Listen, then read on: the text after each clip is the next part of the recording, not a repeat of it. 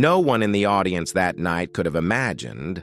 Those dazzling lights were about to witness a moment that would make all of Nashville fall silent. Amid the applause, amid thousands of voices singing along to Humble and Kind, Tim McGraw suddenly froze. The microphone slipped from his hand. He staggered, then collapsed on stage. The music stopped. Faith Hill screamed her husband's name in the chaos. The crowd stood in shock. A man who had once sung of courage, love, and gratitude now lay motionless beneath the same lights he had spent his entire life walking toward. The next morning, headlines read, "Tim McGraw collapses on stage." They called it exhaustion, but to those who truly knew him, it was more than a body breaking down. It was a soul crushed under decades of pressure, fame, and a past that refused to let go.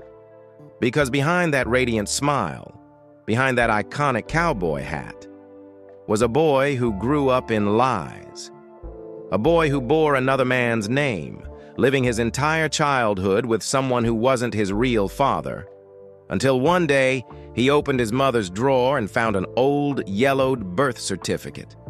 The name printed under Father, Tug McGraw, a baseball legend, an American hero, and a man who never even knew his son existed. That moment shattered the childhood of a Louisiana boy. It wasn't just sorrow. It became a living wound that would follow him forever. Because how does a child grow up knowing that his father, adored by a nation, didn't care enough to even say his name? From that moment, the boy swore the world would see him. He didn't dream of money. He didn't dream of fame. He only wanted to be seen, to be loved, to be recognized as a person, not a shadow left behind. And from that very pain, a legend was born. Not from the light, but from the darkness. Not from happiness, but from the hunger to exist. Every song he wrote, every note he sang wasn't just music. It was confession, a prayer, a cry turned into melody to soothe a heart that had once been broken. This isn't just the story of a country music star. It's the story of a man who turned pain into song, betrayal into glory, and then discovered that even love and fame could never erase the ghosts that made him who he is. This is the untold story of Tim McGraw, a man who sings as if every word were his final prayer. And to understand why he sings like a man wrestling with his own past, we must return to where it all began. Louisiana, 1967, where a child born with the blood of a legend grew up in silence and poverty. Louisiana, 1967. Beneath the blistering southern sun and red dust of America's deep south, a baby's cry echoed inside a small wooden house in the town of Start. No one knew that this child, Samuel Timothy McGraw, would carry a secret powerful enough to tear his entire life apart. His mother, Betty DiAgostino, was barely in her 20s, working long hours at a small-town diner. The man Tim called Dad for more than 10 years wasn't the one who had brought him into this world. Everyone in town thought they were an ordinary family, yet there was always something uneasy behind his mother's eyes, as if she were trying to hide a wound that would never heal. Tim's childhood was filled with afternoons running through cotton fields, evenings riding in the back of a pickup truck, listening to country music pouring from an old radio. He was mesmerized by Hank Williams, Merle Haggard, Johnny Cash, voices that could make the Louisiana sky hold its breath. But even as a boy, he carried a silent restlessness. Something was always missing at home. Not just money, but presence. Then one day, at 11 years old, Tim opened an old drawer in his mother's room. Amid faded photos and worn papers, he found a birth certificate. On it was a name he had never seen before: Tug McGraw. A shock ran through him. He didn't understand. He couldn't believe it. But as he studied the handwriting, the details, the undeniable truth running through his veins, Tim knew this was real. His biological father was a baseball star, a national hero celebrated on every newspaper front page, the same man he had proudly watched on TV, never knowing that man was his own father. He asked his mother. Her answer was silence, only tears, only a trembling embrace. That night, the boy lay awake in the dark, listening to the crickets outside, feeling as if the world had collapsed around him. He realized he wasn't just poor. He was unwanted. His father had never visited, never sent a word, never even knew he existed. From that moment, two things lived inside Tim: anger and yearning. He hated the man who abandoned them, but deep down, he still longed to hear that man say the word son, just once. Years later, his mother remarried. Life didn't get better. Tim grew up scraping by, changing schools often, sometimes sleeping on the floor, sometimes eating instant noodles for dinner. He once said, "We weren't starving, but we never had enough." Music became his only escape. He found an old guitar in the garage, taught himself chords, and sang Hank Williams songs as if speaking to the father he never knew. In music, he found what life never gave him: the feeling of being heard. At 18, Tim dropped out of college, packed his things into an old pickup, and drove straight to Nashville. No money, no connections, just a voice and a heart desperate to prove itself. He swore, "If my father was a legend on the field, then I'll be a legend on the stage." That was the beginning of a journey both magnificent and scarred, a journey where music wasn't just a dream, but a way to talk to his father, even if that man never answered. And then came Nashville, the city of dreams and broken souls. The lights were bright, the doors wide open, and the young man with fire in his heart stepped inside. But within those shimmering lights of opportunity, Tim McGraw had no idea. He was walking into a world where fame could either save him or destroy him completely. Nashville, the city of shining lights and shattered hearts.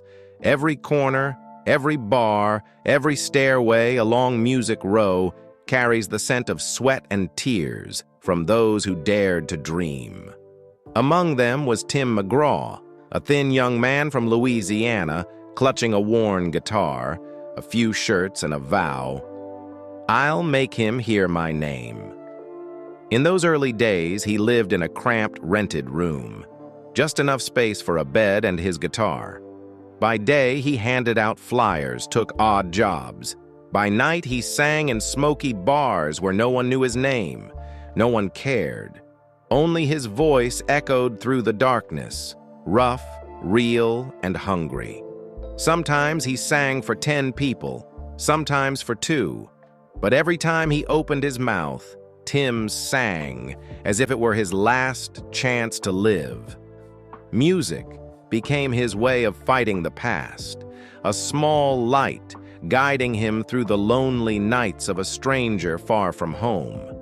Then one night, in a small Broadway bar, someone stopped to listen.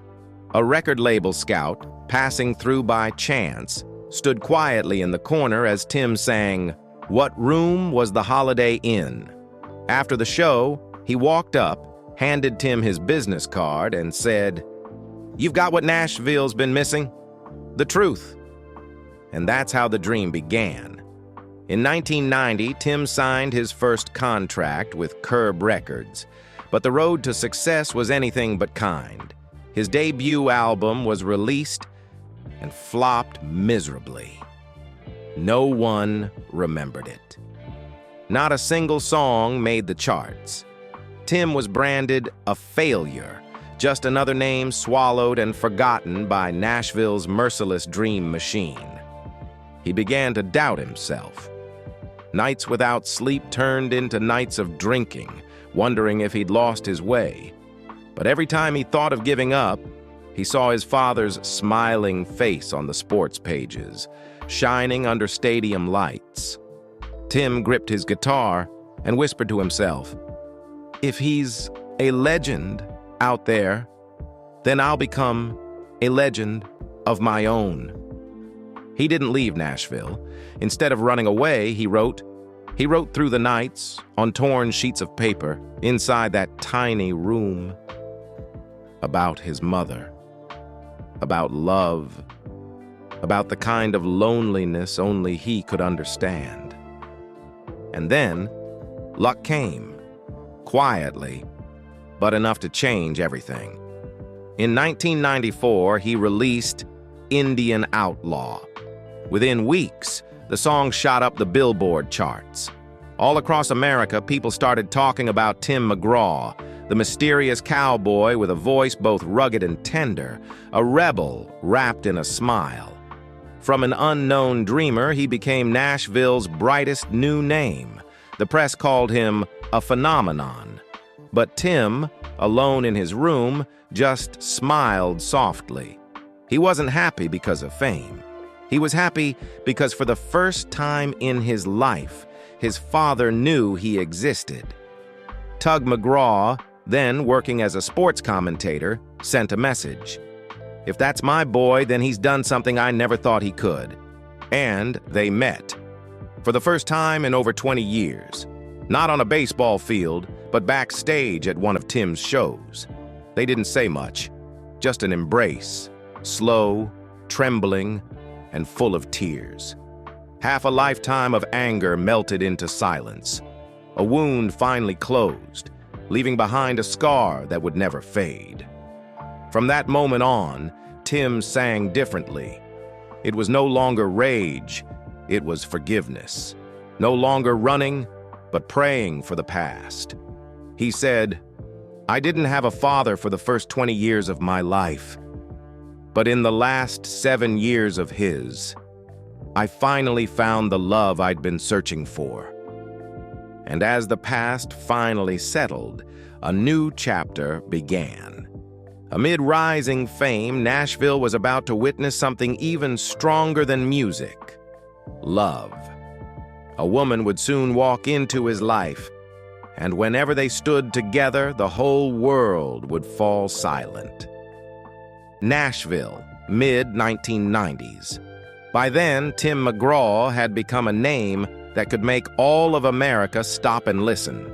Yet in the whirlwind of fame, alcohol, and endless tours that blurred months into years, he still felt hollow inside. A part of his heart remained open. The same part once abandoned by his father. The same part still afraid of being alone. And then destiny walked in. And her name was Faith Hill. Their first meeting happened during rehearsals for the Spontaneous Combustion Tour in 1996. He, the charming cowboy with a raspy, warm voice and a smile that could melt Nashville. She, the rising country star with southern sunlight in her eyes. People say that the moment their eyes met, the air seemed to stop moving. Tim later said, "I'd sung about love my whole life, but that was the first time I knew it was real." At first, everything about their connection was forbidden. Faith was engaged. Tim was still lost in the chaos of touring. But emotions aren't something you can silence. One night after a show, Tim knocked on her door. In his hand was a plastic ring, the kind you buy from a children's toy stand. He smiled and said softly, "I don't have anything but my heart, but if you'll take it, walk this road with me." Faith looked at him, silent for a few seconds, and nodded. Their wedding took place on a quiet autumn afternoon in Louisiana, surrounded only by close friends and family. No spotlight, no press, just laughter, love, and two souls who had somehow found each other amid the noise of show business. After that, Nashville witnessed one of the rarest golden couples in country music. Tim and Faith, two stars, two souls, two voices blending together as if born to sing side by side. Their duets, "It's Your Love," "Let's Make Love," "I Need You," became anthems of devotion across America. When they stood together on stage, even the lights seemed warmer. Nothing was staged. They were simply living. But true love isn't made of roses alone. Along with fame came storms, the pressure, the endless tours, the scrutiny of tabloids, rumors, exhaustion, alcohol. Tim later admitted, "I loved Faith so much that I was terrified of losing her every single day." That fear consumed him. In the early years of marriage, he still drowned himself in drink, haunted by insecurity and the feeling that he was never enough. He would sometimes come home drunk, sit in silence, and cry as he looked at her. She didn't yell. She didn't leave. She just held his hand and whispered, "If you keep destroying yourself, we'll lose everything. Not the fame, us." Faith Hill wasn't just a wife, she was his savior. She helped him quit drinking, taught him to slow down, to love without fear. She brought him home, to family, to fatherhood, to the three daughters who would become his world, Gracie, Maggie, and Audrey. In a 2002 interview, Tim said, "Every time I sing 'It's Your Love,' I'm not singing to the crowd, I'm singing to her, and to the best part of me she saved." Together, they became the ultimate symbol of country music love, sweet, enduring, and painfully real. But no love survives without a price. When two stars burn that brightly, the light can become blinding, and it begins to scorch the ones standing beneath it. Faith Hill was both the light and the fire. She brought Tim McGraw back to life, yet also forced him to face the weakest corners of his soul. Their love was a song that never stopped, sometimes a warm ballad, sometimes a midnight prayer. And just when it seemed he finally had it all, love, fame, family, and redemption, fate tested Tim McGraw once again. Not through scandal, not through heartbreak, but through his own body. One concert, one moment, one collapse, and everything changed forever. It happened without warning. No explosion, no accident, no tragedy in the usual sense. Just a moment, in the middle of roaring cheers, blinding lights, and a man struggling to stay on his feet. Tim McGraw was performing in Ireland, March 2018, when everything began to fade.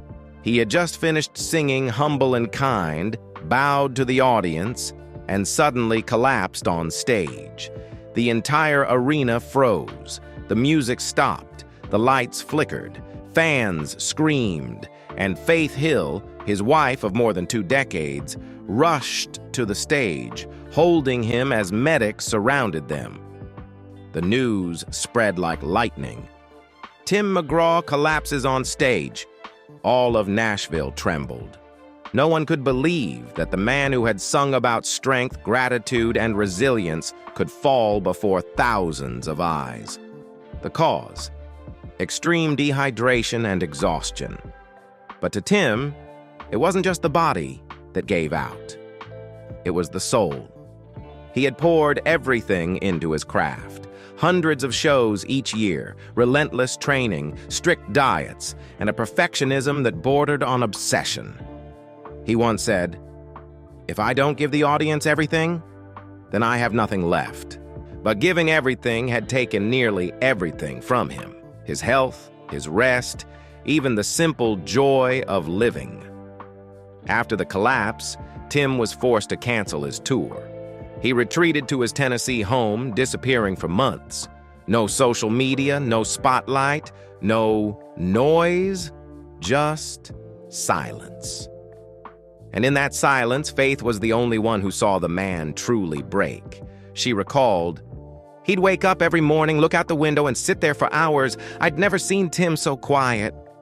Many thought his career was over. But in truth, Tim McGraw was being reborn. He began again, with his body. He quit drinking completely, started working out daily, adopted a plant-based diet, meditated, read the Bible. His body grew stronger, but more importantly, he learned to forgive himself. He realized that for years, he had lived to prove. To his father, to Nashville, to the world. But after that fall, he just wanted to live. Not as an invincible star, but as a husband, a father, a man who could finally smile at the sunrise.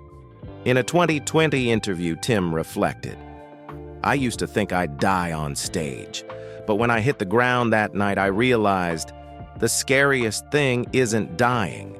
It's never having lived true to yourself." That collapse didn't destroy his career. It freed him. From that moment, Tim McGraw's music carried a new breath, quieter, more sincere, deeper. Songs like 7500 OBO, I Called Mama, Standing Room Only, no longer chased glory.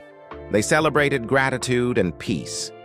He sang with the heart of a man who had looked death in the eyes and chosen to rise again. Faith Hill said, "He used to sing to be loved. Now he sings because he's found love." In the golden twilight of Nashville, people watched Tim McGraw step onto the stage. Softer, calmer, lighter. No longer the boy chasing his father's shadow. No longer the man running from his past, but someone who had finally faced himself and won. He bowed to the audience, smiling, his voice roughened by decades on the road, and whispered, "I don't sing to prove anything anymore. I sing because I'm still here." The night in Nashville was as still as an unfinished prayer. On the stage of the Grand Ole Opry, where hundreds of legends had once raised their voices, Tim McGraw stood beneath the soft golden lights, microphone in hand, head bowed. Below him, thousands of people didn't cheer. They listened, because the man before them was no longer just a star. He was a storyteller, singing through the scars carved into his life. Each of his songs now was no longer made to conquer charts. They were the diary entries of a soul that had gone through hell and returned. In Humble and Kind, he sang of gratitude as if every word were written in blood. In Live Like You Were Dying, he whispered about death. Not as something to fear, but as a reminder to truly live. And in I Called Mama, his voice trembled, the sound of a son who would always need his mother's arms, even at 50.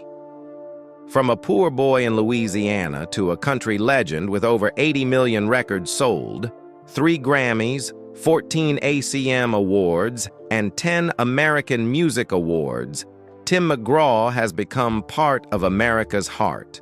Not because he's perfect, but because he's real. In an age of pretense and glitter, Tim remains humble, a man who still remembers the dirt he came from. He doesn't sing about triumph, he sings about forgiveness. He doesn't perform to impress, he sings to share faith. Every wrinkle on his face, every callus on his hands, tells the story of a life fully lived, one that embraced every emotion, even pain. And beside him, Faith Hill remains quietly steadfast, not as a symbol, but as a companion through every storm. 2 decades of marriage, 3 grown daughters, Gracie, Maggie, and Audrey all stand as proof that real love isn't about avoiding the storm, but standing together in the rain. They still hold hands on red carpets, still call each other best friends, after all the seasons of chaos and calm. In a 2023 interview, Tim said, "My life is a string of mistakes held together by love and faith.